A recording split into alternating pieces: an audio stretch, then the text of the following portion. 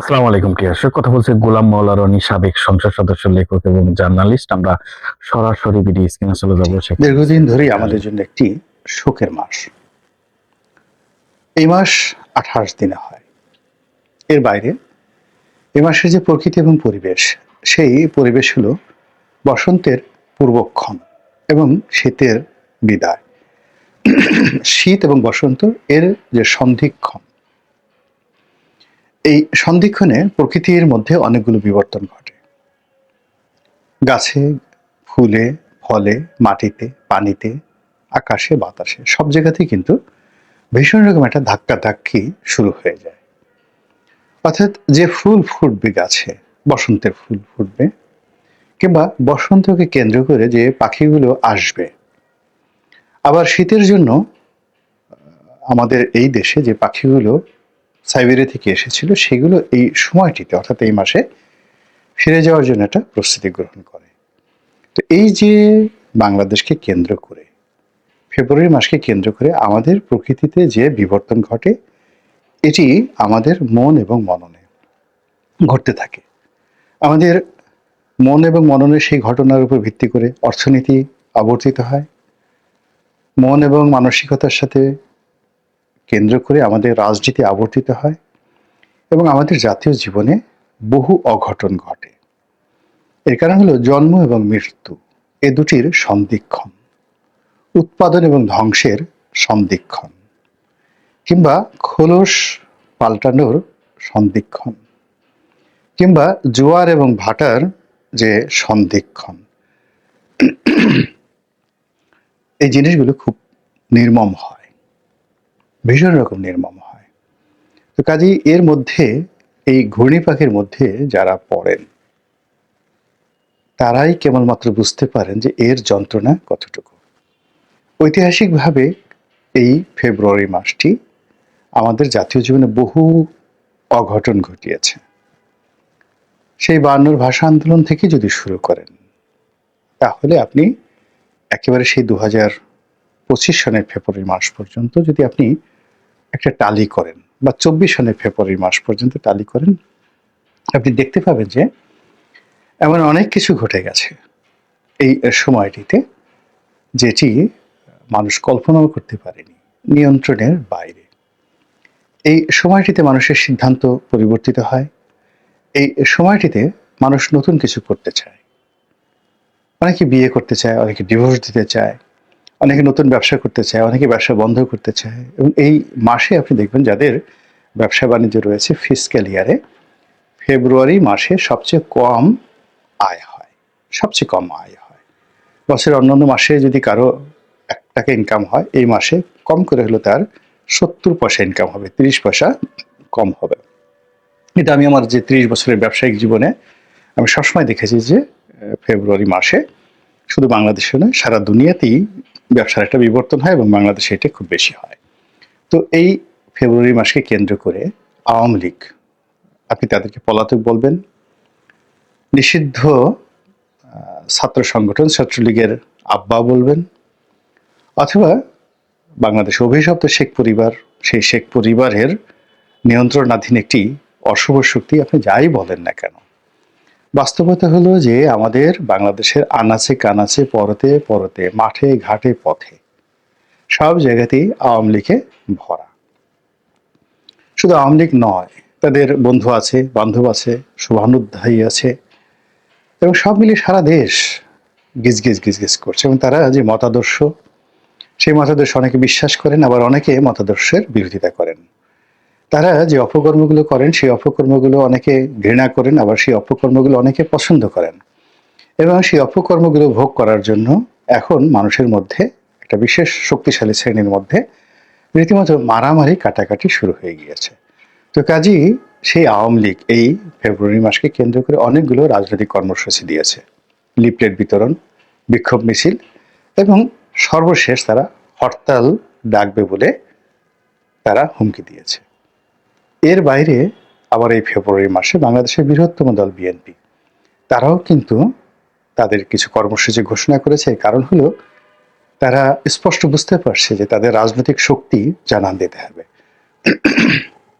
এবং রাজনীতির উপর নির্ভর করে তাদেরকে এগোতে হবে। এখানে কোনো অবস্থাতেই তারা যত সহজে ক্ষমতা আসার চিন্তা করেছিল সেপ্টেম্বর অক্টোবর মাসে, তো সেই সেপ্টেম্বর অক্টোবর মাসে তাদের সেই চিন্তা এখন তারা করছে না। তারা মনে করছে যে তত্ত্বাবধায়ক সরকারের দাবি, তাদের যে পুরনো দাবি, এই দাবি নতুন করে আবার আনতে হবে। এবং এখনকার যে অন্তর্বর্তীকালীন সরকার, এটি তত্ত্বাবধায়ক সরকারের আদলে নেই। এটি এখন কিংস পার্টি তৈরি করা থেকে শুরু করে যারা মূল ধারার গণতান্ত্রিক শক্তি, তাদের অনেকের নিকট অবিশ্বাসের এবং ভয়ের বস্তুতে পরিণত হয়েছে। বিএনপি সহ অন্যান্য যে রাজনৈতিক দলগুলো রয়েছেন, তারা অনেকেই ভাবছেন যে এই দলটি, অর্থাৎ এখন যে কিংস পার্টিগুলো তৈরি করা হচ্ছে, তাদেরকে ফ্রন্ট লাইনে আনার জন্য বর্তমান অন্তর্বর্তীকালীন সরকারের কর্তা ব্যক্তিরা চেষ্টা তদবির চালিয়ে যাচ্ছেন।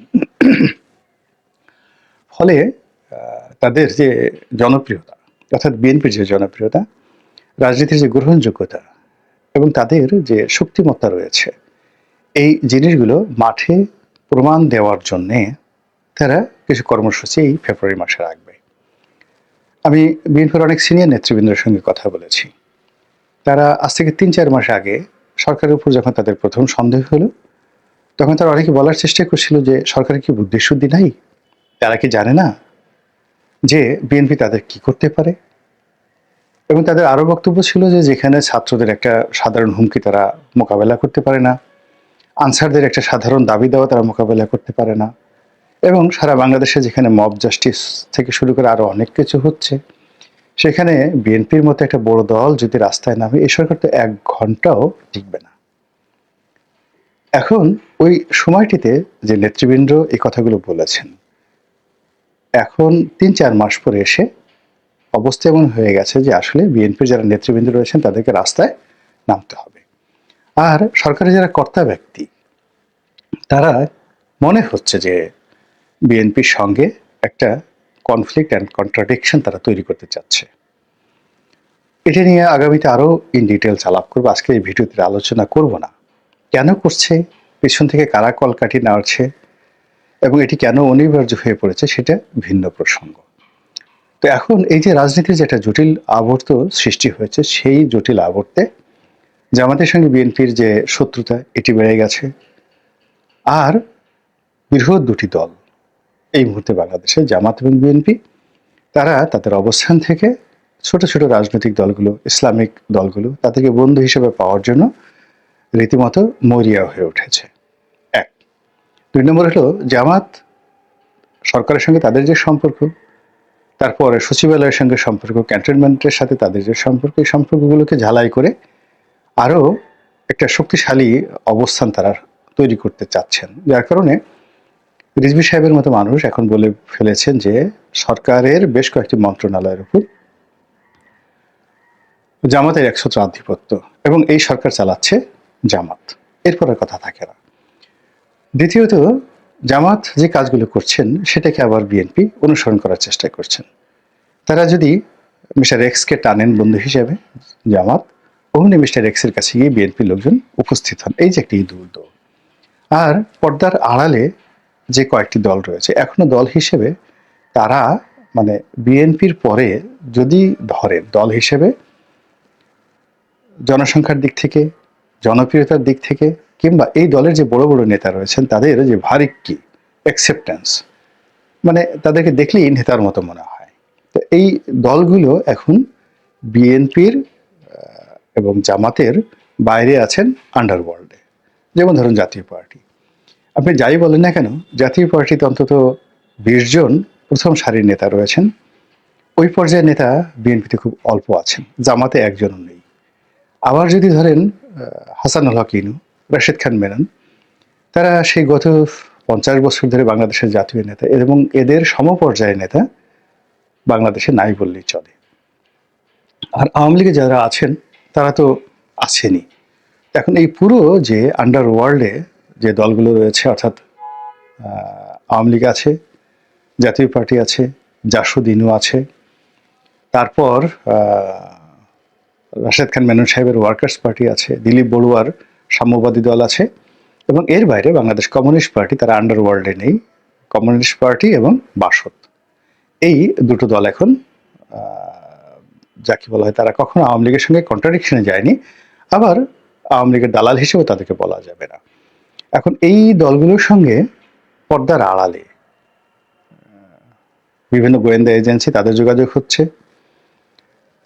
তারপর সরকারে যে যোগাযোগ হচ্ছে না, আমি বুকে হাত দিয়ে কথা বলতে পারবো না। বিএনপির লোকদের হয়তো যোগাযোগ হচ্ছে, জামাতের লোকের সাথে যোগাযোগ হচ্ছে। আর এই যোগাযোগ করার জন্য ভারতীয় গোয়েন্দা সংস্থা, ভারত সরকার তারা চেষ্টা চালাচ্ছে।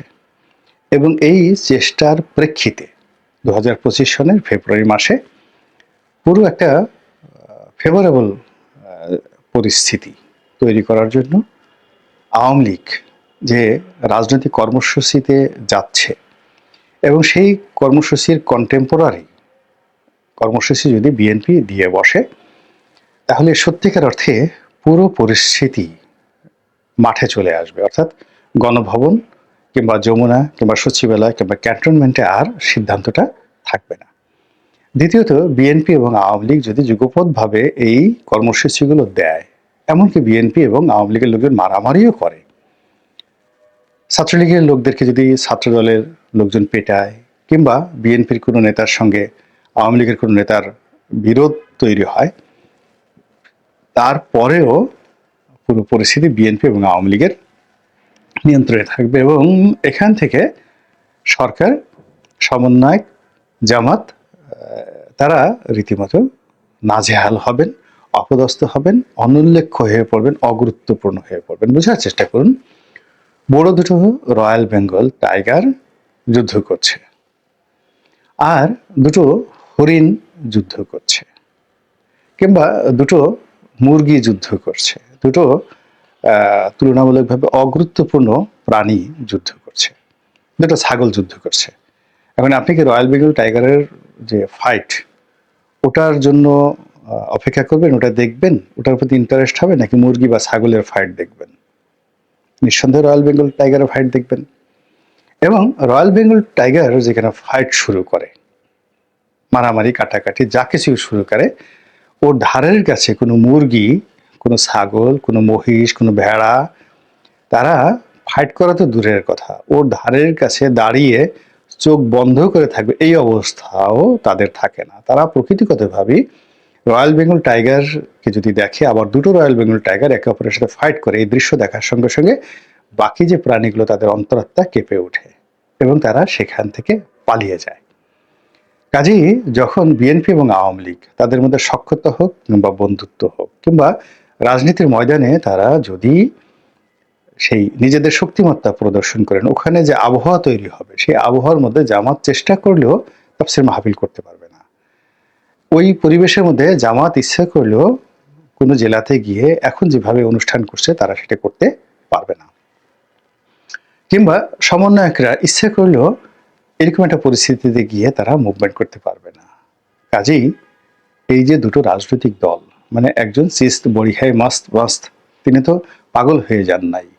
তো তিনি যখন এই কথাগুলো বলেছেন, হিন্দি গান গেয়েছেন, এবং তার সেই গানের প্রেক্ষিতে আবার ফেব্রুয়ারি মাসে তিনি যে পরিকল্পনা দিয়েছেন, এবং সেই পরিকল্পনাকে কেন্দ্র করে বাংলাদেশে একটা ঘটনা যে ঘটবে, এই ঘটনা ঘটার ব্যাপারে তার যদি শতভাগ আত্মবিশ্বাস না থাকতো, তিনি সুদূর দিল্লিতে বসে এইভাবে তু সিজ বাড়ি হাই মাস্ত মাস্ত এই গানটি গাওয়ার মতো রুচি অভিরুচি কোনোটাই তার থাকতো না। মহান আল্লাহ রাব্বুল আলামিন আমাদের সবাইকে হেদায়েত দান করুন এবং হেফাজত করুন। আসসালামু আলাইকুম ওয়া রাহমাতুল্লাহি ওয়া বারাকাতুহু। আসসালামু আলাইকুম প্রিয় দর্শক, আশা করি পুরো ভিডিওটি দেখেছেন এবং বুঝতে পেরেছেন। কথা বললেন সবার পরিচিত প্রিয় মুখ জনাব গোলাম মোল্লা রনি, সাবেক সংসদ সদস্য, লেখক এবং জার্নালিস্ট। খুবই গুরুত্বপূর্ণ আলোচনা করেন বাংলাদেশের বর্তমান প্রেক্ষাপটে, যে বাংলাদেশের রাজনৈতিক প্রেক্ষাপট এবং বাংলাদেশের প্রত্যেক দিন যে ঘটনাগুলো ঘটে যাচ্ছে সে আলোকে তিনি নিয়মিত আলোচনা করেন এবং আমাদেরকে আপডেট যে নিউজগুলার সেই নিউজগুলার রাজনৈতিক বিশ্লেষণ দিয়ে থাকেন। তার সুন্দর রাজনৈতিক বিশ্লেষণের জন্য সবাই তাকে অনেক পছন্দ করেন, ভালোবাসেন। আজকেও তিনি কথা বললেন বাংলাদেশ প্রসঙ্গে। প্রিয় দর্শক, এই যে তার আজকের এই রাজনৈতিক যে বিশ্লেষণ আপনাদের কাছে কেমন লেগেছে অবশ্যই কমেন্টে জানাবেন। সবাই ভালো থাকবেন, সুস্থ থাকবেন। ভিডিওটি শেষ করছি। আসসালাম।